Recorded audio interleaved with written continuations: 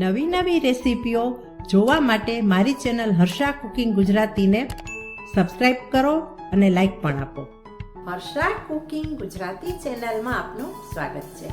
આજે આપણે બનાવીશું નાસ્તાની રેસીપી. નાસ્તાની રેસીપીમાં આજે આપણે બનાવીશું ક્રિસ્પી પડવાળી પૂરી.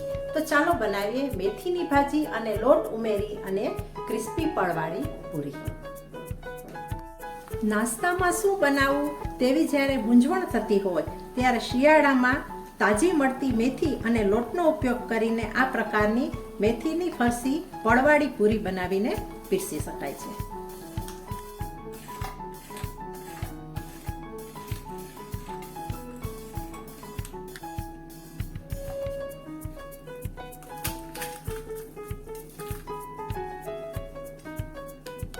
લોટ અને લીલી મેથીની ફરસી પૂરી બનાવવા માટે અહીં મેં 130 ગ્રામ લીલી મેથી લીધી છે.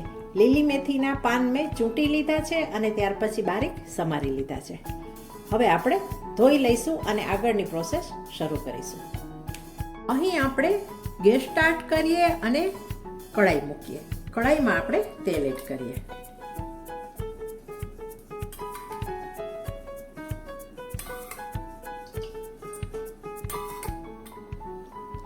ચાર ટેબલ સ્પૂન આપણે તેલ એડ કરીએ.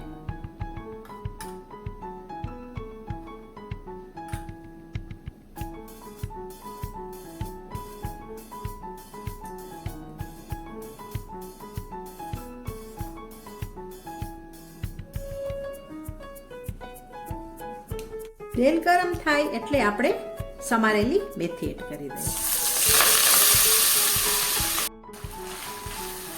મેથી એડ કર્યા પછી હવે આપણે મેથીને ધીમે ધીમે આ રીતે ફેરવીએ જેથી મેથી કૂક થઈ જાય. કડવો સ્વાદ ના લાગે અને ટેસ્ટી પણ બને.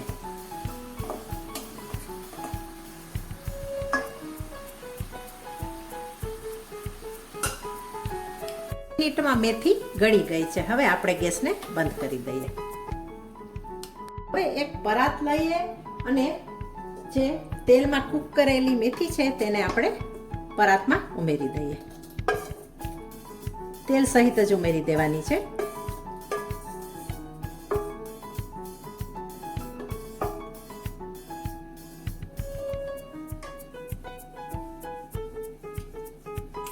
હવે આપણે આ ફ્રાય કરેલી મેથીમાં લોટ ઉમેરીએ. સૌથી પહેલાં આપણે ઉમેરીશું 1 વાટકો ઘઉંનો લોટ. આ ઘઉંનો લોટ બારીક ઘઉંનો લોટ છે જેમાંથી આપણે રોટલી બનાવીએ છીએ. ત્યાર પછી એડ કરી દઈએ આપણે 2 ટેબલ સ્પૂન સૂજી, 2 ટેબલ સ્પૂન બાજરાનો લોટ અને 2 ટેબલ સ્પૂન ચણાનો લોટ. ત્યાર પછી ઉમેરીએ આપણે મરી અને શેકેલા જીરાનો પાવડર. બે મેં 1 ટીસ્પૂન લીધા છે તેને પણ આપણે ઉમેરી દઈએ. 1 ટેબલ સ્પૂન અજમા લીધા છે જેને થોડા મેં વાટી લીધા છે જેથી સુગંધ સરસ આવે. સ્વાદ મુજબ મીઠું એડ કરી દઈએ.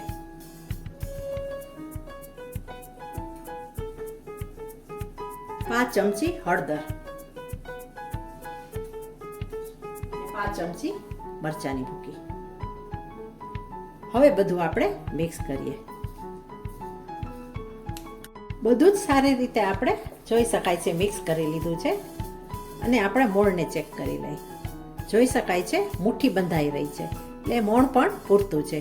એક્સ્ટ્રા કોઈ તેલ નાખવાની હવે જરૂર નથી કેમ કે મેથીમાં આપણે ફ્રાય કરતી વખતે તેલ ઉમેરેલું જ હતું.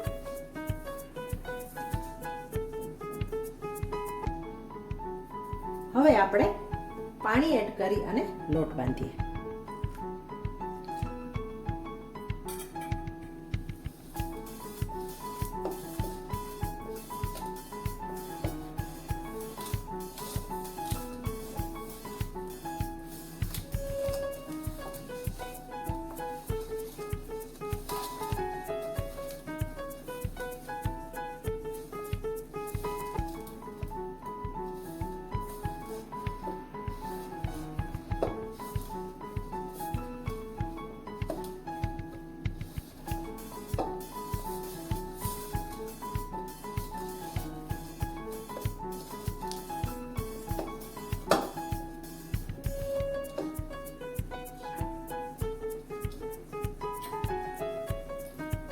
થોડું પાણી નાખીએ આપણે.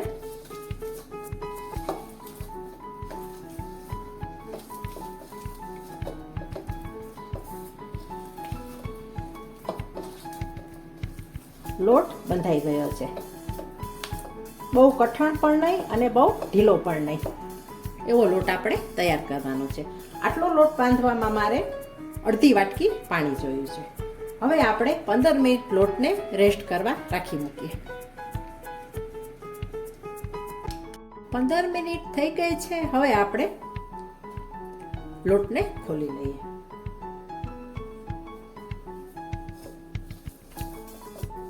લોટ સારી રીતે સેટ થઈ ગયો છે. હાથમાં થોડું તેલ લઈએ અને લોટને થોડો મચડી લઈએ.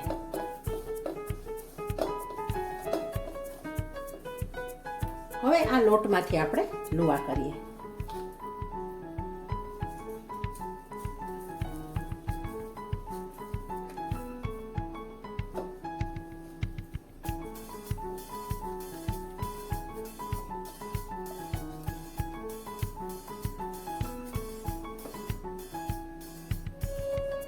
હવે લઈએ આપણે પાટલો વેલણ.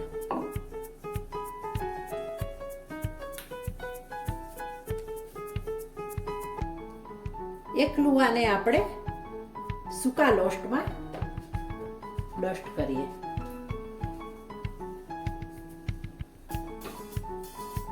તેની એક આપણે મીડિયમ થિકનેસ વાળી રોટલી બનાવીએ.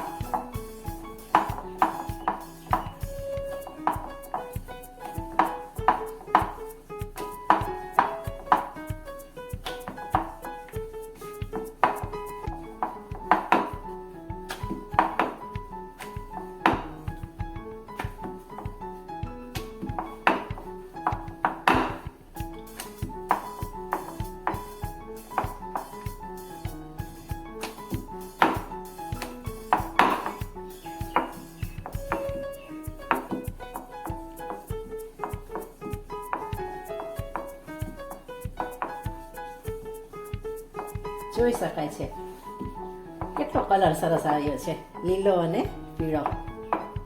એકદમ સરસ લાગે છે. આ રીતે આપણે થિકનેસ રાખવાની છે, મીડિયમ. પાતળી રોટલી વણવાની નથી. હવે આપણે ઉપર તેલ લગાવીશું.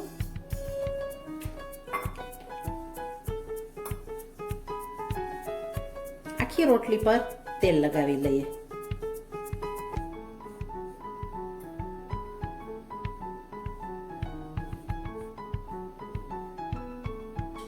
તેની ઉપર આપણે સૂકો ઘઉંનો લોટ ડસ્ટ કરીએ.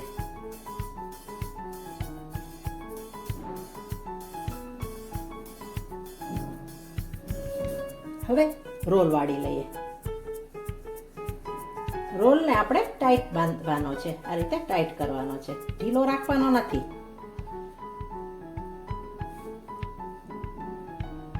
આ રીતે રોલ બનાવી લીધા પછી બે હાથથી આ રીતે આપણે દબાવી અને ફેરવતા જવાનું છે.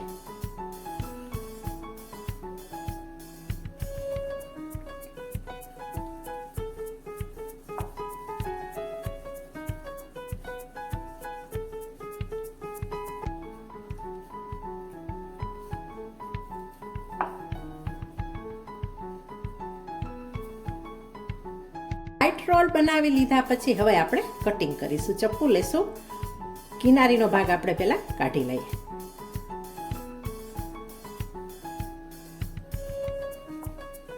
સમાન આપણે કટકા કરીએ, એક સરખા છે.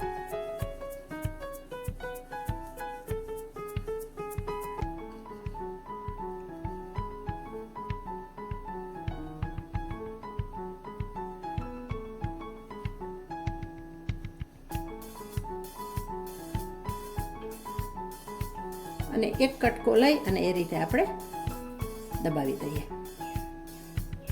બધા જ પીસીસને આ રીતે આપણે કરી લઈએ.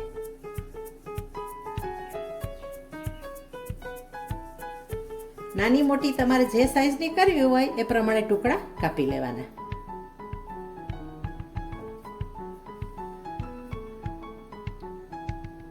રોલમાંથી જે ટુકડો કરેલો હતો તેને આપણે પ્રેસ કરી દીધો છે અને હવે હળવે હાથે તેને વણી લઈએ.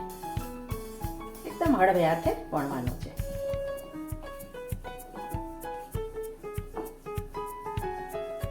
આ રીતે બધી જ પૂરી આપણે વણી લઈએ.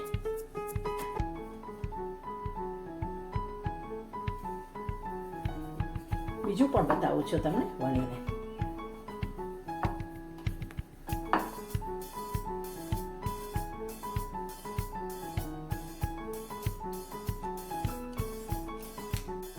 બધી પૂરી આપણે વણી લીધી છે.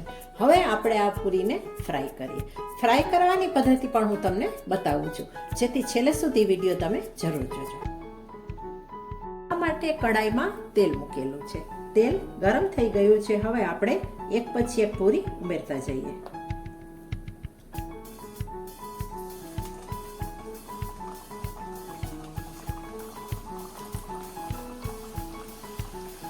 શરૂઆતમાં થોડો ફાટ રાખીએ અને ત્યાર પછી આપણે સ્લો કરી દઈશું. આ રીતે પૂરી તળવાની છે. પૂરી જ્યારે ઉપર આવી જાય ને ત્યારે મીડિયમથી સ્લો કરી દેવાનો.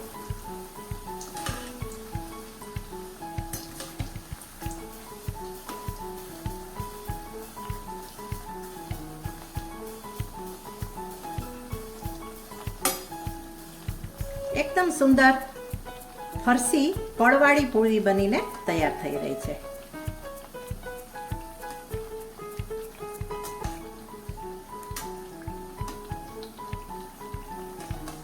જરા પણ વાર લાગતી નથી, તરત જ બની જાય છે અને 1 મહિના સુધી સ્ટોર પણ કરી શકાય છે. ડબ્બો ભરીને રાખી દીધી હોય તો ગમે ત્યારે નાસ્તામાં એન્જોય કરી શકાય. ચા સાથે, દહીં સાથે એમ જ બહુ ટેસ્ટી લાગે છે. ને અત્યારે મેથીની સિઝનમાં લીલી મેથી પણ સરસ આવે છે.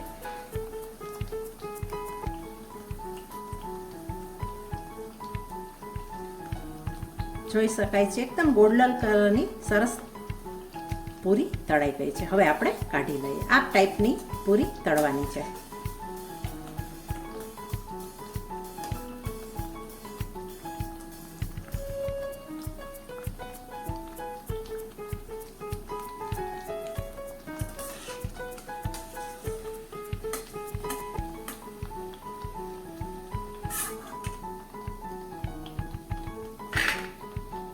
અવાજ પણ આવી રહ્યો હશે. એકદમ ક્રિસ્પી અને ટેસ્ટી આપણી પૂરી બની છે.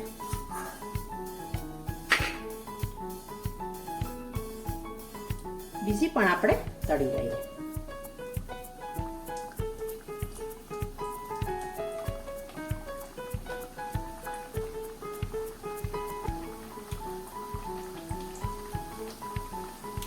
મેંદાનો ઉપયોગ કર્યા સિવાય લીલી મેથીની ભાજી અને લોટમાંથી ક્રિસ્પી અને ટેસ્ટી પડવાળી ફરસી પૂરી બનીને તૈયાર થઈ ગઈ છે. Thanks for watching.